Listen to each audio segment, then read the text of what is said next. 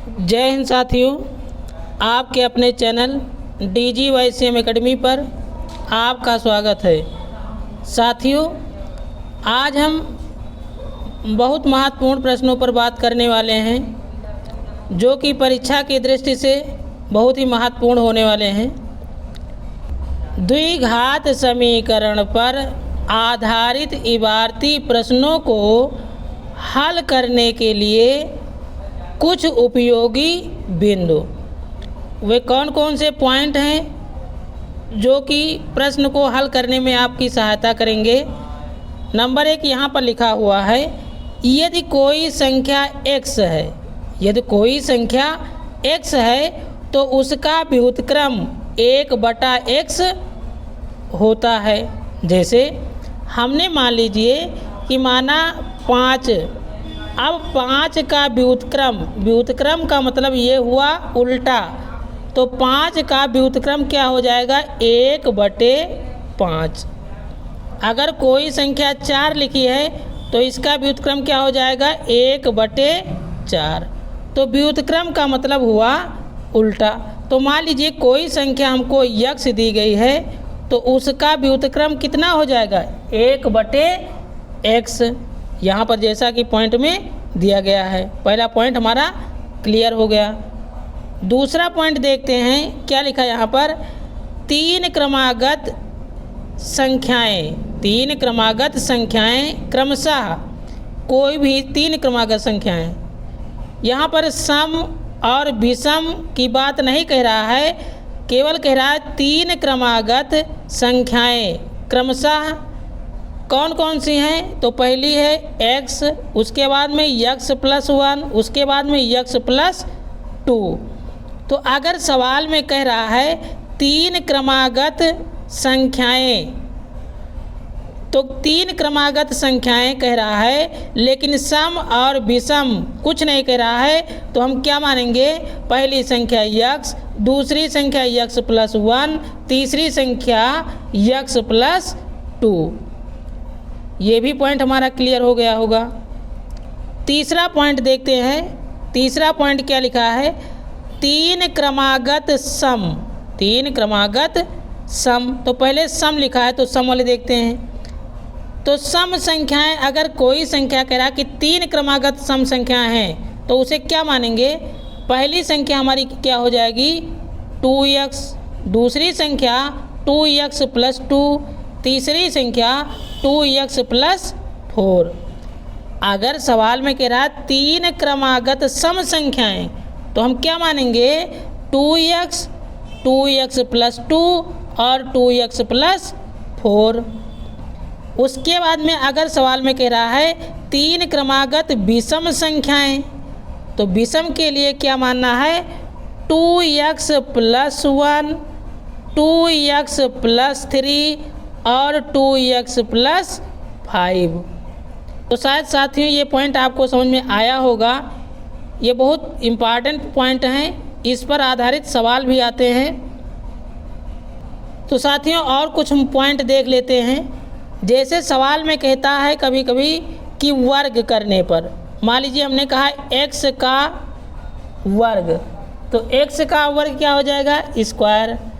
अगर कह रहा y का वर्ग तो y का स्क्वायर। तो इसी प्रकार से अगर कोई संख्या कह रही वर्ग ज्ञात कीजिए, तो कोई संख्या मान लीजिए 4 दिया गया है, अब 4 का स्क्वायर कह रहा है तो 4 का स्क्वायर कर देंगे।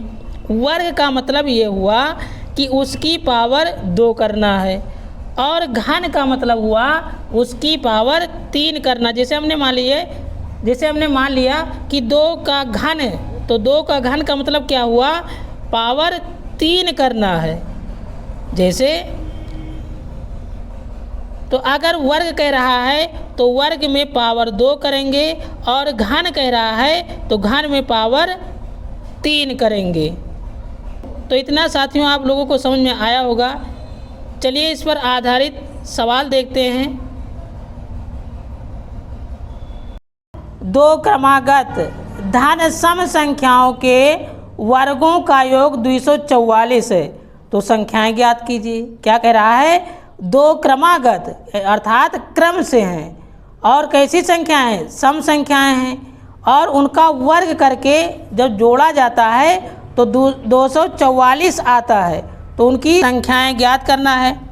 अब क्या करना पड़ेगा, यहाँ पर सबसे पहले लिखना है माना सम संख्याएं। क्या लिखेंगे, माना कौन सी संख्याएं हैं, माना सम संख्याएं, सम संख्याएं। तो इसमें कौन कौन सी संख्याएं हैं सम, हमने मान लिया 2x और उसके बाद में 2x प्लस 2 संख्याएं हैं, 2x और 2x प्लस 2।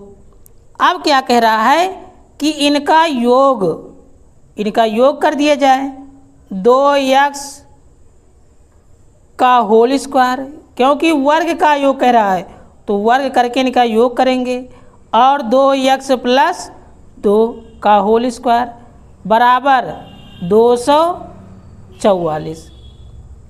देखिए यहाँ पर 2 क्रमागत धन सम संख्याओं के वर्गों का योग 244 है।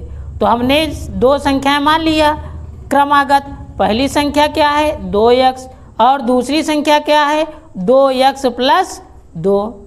अब इन दोनों संख्याओं को हमने जोड़ दिया।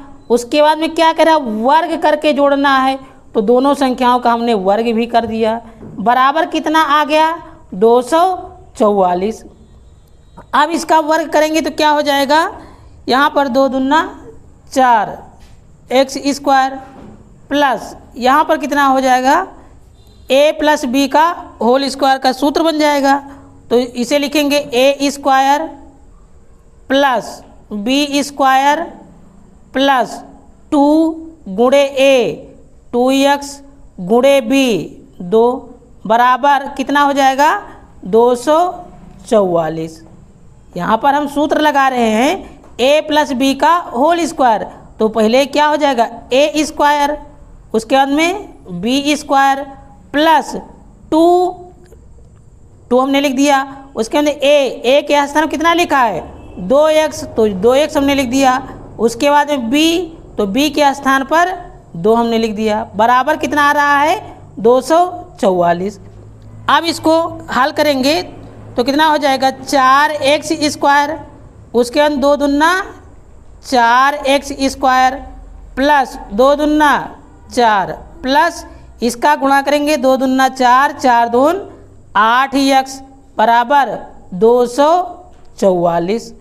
अब यहाँ पर हम देखते हैं, जोड़ दिया जाए इसे तो 4x कितना हो जाएगा, 8x स्क्वायर प्लस यहाँ पर कितना है 8x, तो 8x हमने लिख दिया बराबर 244, और जो प्लस में 4 है बराबर के उस पार जाएगा तो माइनस का हो जाएगा, माइनस का 4।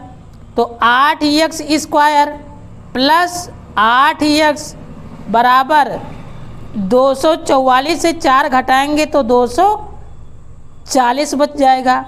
अब यहाँ पर देखते हैं, अगर हम इसे भाग दे दें, क्योंकि 8 से ये संख्याएं कट जाएंगी, तो क्या लिखेंगे, 8 से भाग देने पर, 8 से भाग देने पर, तो 8 से भाग देंगे तो क्या हो जाएगा, बटे हम मान लीजिए 8 कर दिए, इसके बटे 8, इसके बटे 8 और इसके बटे 8। तो 8 से 8 कैंसिल, 8 से 8 कैंसिल, 8 एक कम 8, 8 त्रिक 24, 30 आ जाएगा। तो यहाँ पर कितना बचा, x स्क्वायर प्लस x बराबर 30। अब इसको हम x स्क्वायर प्लस x, जब इसको इस पार लेकर आएंगे तो माइनस का 30 बराबर 0। अब इसको हम गुणनखंड कर सकते हैं, तो गुणनखंड कैसे करेंगे, 30 के ऐसे खंड किया जाए, क्योंकि यहाँ पर 1 है, मान लीजिए 1 है, तो 30 एक कम 30। अब 30 के ऐसे खंड करेंगे कि गुणा करने पर 30 आ जाए और जोड़ने घटाने पर 1 आ जाए। तो हम इसे क्या कर सकते हैं, 6 पंचे 30, तो x square plus 6x minus 5x और माइनस 30 बराबर 0। x कॉमन लेंगे तो x प्लस 6 और यहाँ पर -5 कॉमन लेंगे तो x + 5 छक्का 30 बराबर 0 आ जाएगा। अब यहाँ पर x - 5 और x + 6 बराबर 0।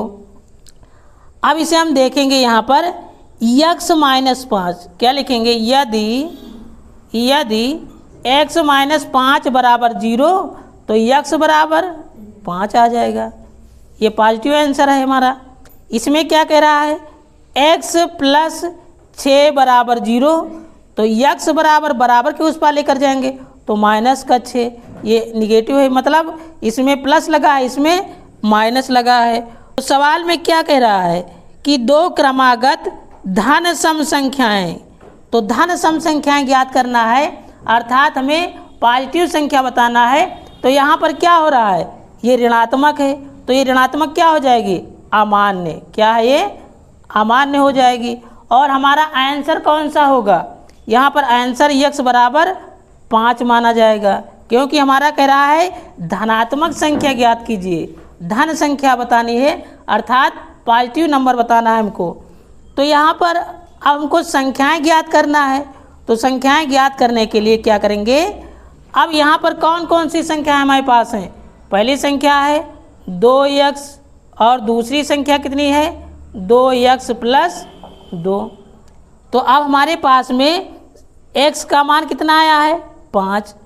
अब यही 5 उठा करके यहाँ पर रख देंगे x के स्थान पर, तो 2 × 5 तो 5 दूनी 10।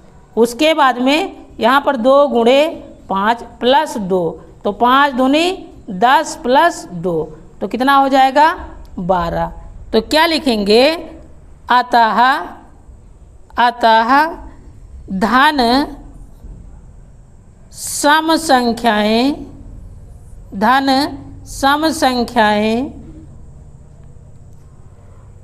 10 और 12 हैं।